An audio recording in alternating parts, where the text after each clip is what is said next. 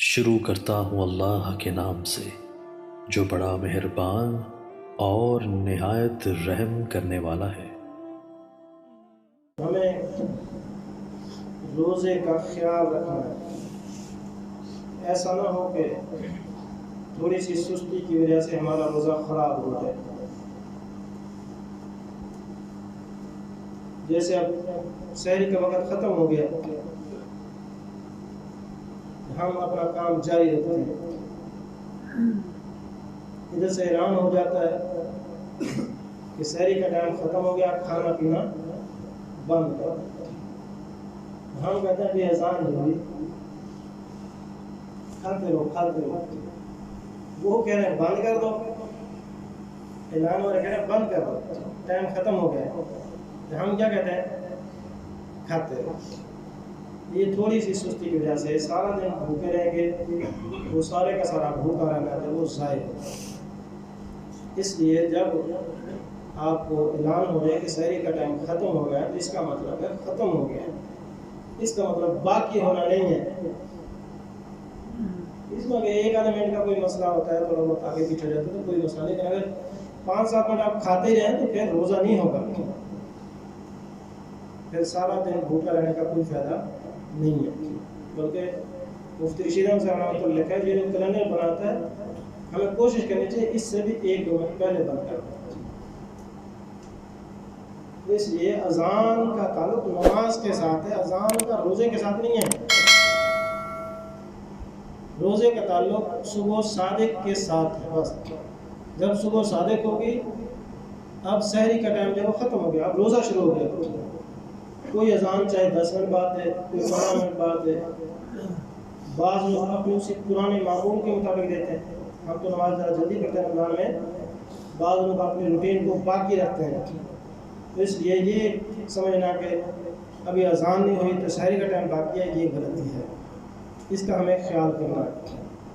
اور بعض لوگ تو یہاں تک بھی لگے رہتے ہیں کہ ابھی ہماری اذان نہیں ہوئی، ہماری اذان نہیں ہوئی، دوسری ہو رہی ہے۔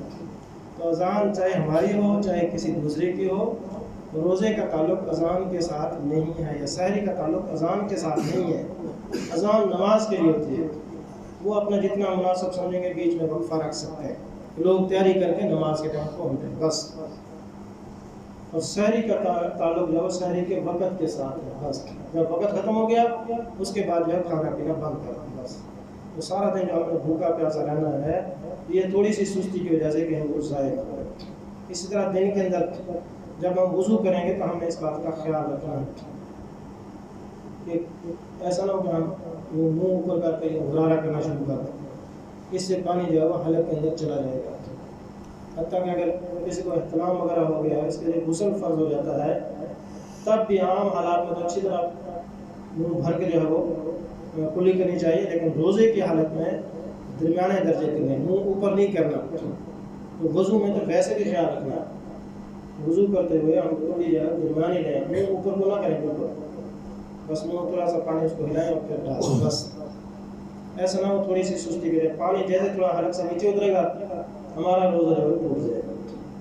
البتہ بھول کر اگر یہ شروع کے دن میں 2-4 بندہ اس میں مغالطے میں لگا رہتا ہے، بھول کے بعد جیسے عام روٹین ہوتی ہے ایسے کوئی چیز کھا پی لیتا ہے، تو بھول کر کھانے پینے سے روزہ نہیں ٹوٹے گا۔ بھول کر اگر کھایا پیا تو روزہ نہیں ٹوٹے گا، اگر یاد ہے اور غلطی سے کھا لیا، جیسے وضو کرتے ہوئے پتہ ہے روزہ ہے لیکن پھر وہ پانی زور سے منہ میں ڈالا کلی کرتے ہوئے، یا منہ اوپر کر کے غرارہ شروع کر دیا، اب روزہ ٹوٹ جائے گا، کیونکہ اب روزہ یاد ہے۔ لیکن اگر یاد نہیں ہے اس صورت میں اس طرح کر لیا پھر نہیں ٹوٹے گا۔ اس لیے بھول کر کھانے سے روزہ نہیں ٹوٹے گا، یا بھول کر پینے سے روزہ نہیں ٹوٹے گا، لیکن جب روزہ یاد ہے، اب کوئی غلطی ہو جاتی ہے، کوئی چیز کھائی پی جاتی ہے یا حلق سے نیچے اتر جاتی ہے، اب روزہ ٹوٹ جائے گا۔ اس لیے ایک سحری کے وقت بھی خیال رکھیں اور افطاری کے وقت بھی خیال رکھنا ہے۔ جان بول کر حد سے زیادہ دیر بھی نہیں کرنی، اور نہ ہی بے احتیاطی کرنی ہے کہ بس سورج نظر نہیں آ رہا چل 1-2 منٹ سے کچھ نہیں ہوتا ہے، ایسے کام کا روزہ اپنا خراب نہیں کرنا۔ سحری کے ٹائم بھی خیال کرنا ہے، افطاری کے ٹائم بھی خیال کرنا ہے، وضو کرتے ہوئے بھی خیال رکھنا ہے۔ اللہ تعالیٰ ہم کی توفیق دے۔ الحمدللہ۔